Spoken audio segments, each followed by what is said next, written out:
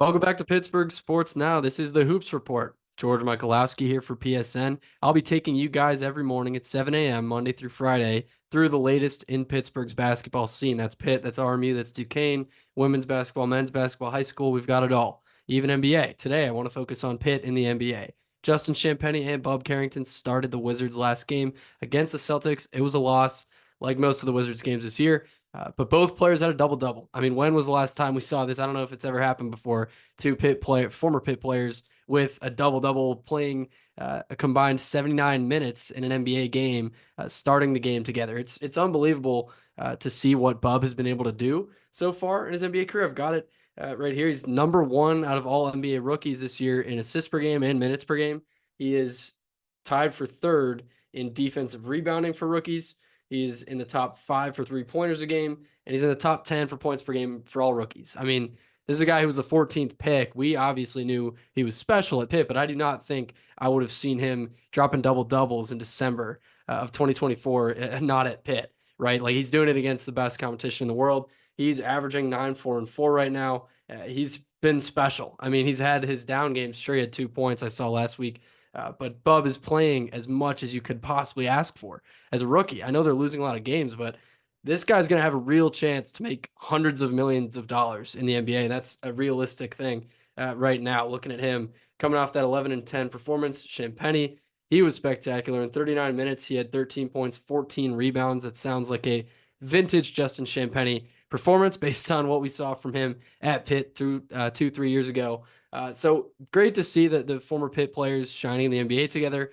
Again, tune into the Wizards whenever they play next and check them out because they're both in the starting lineup pretty frequently now. Wizards have battled some injury issues, but you'll see plenty of former Panthers in Washington. Now we go to Duquesne basketball. The men took down Towson. Much needed win at St. Vincent St. Mary's. Always think it's really cool that they play there. Drew Joyce's former school, obviously. If you haven't seen more than a game or Shooting Stars, go watch them. Get to know this guy. Drew Joyce is the leader of the Duquesne men, and they picked up their third win of the year. It was a big win. Cam Crawford, Jakob Natchez stepped up, and it's good to see them start to stack wins against teams that I thought before the season they should have no problem handling. Now, they've had games, look at the loss to Maine, where they should have won. On paper, you think Duquesne takes that game 9 times out of 10. They happen to lose that game. They have had a lot to work on. They've had lineups that they've been shifting around, and I think Duquesne still has enough talent. I talked about this with our own Zach Weiss the other day. Like Duquesne has enough talent, I think, to still turn this thing around. Now it's going to be tough. I mean, when you start out 3-8, 2-8 with some of these losses that they've had, it's tough to overcome. But I think Duquesne's got it in them.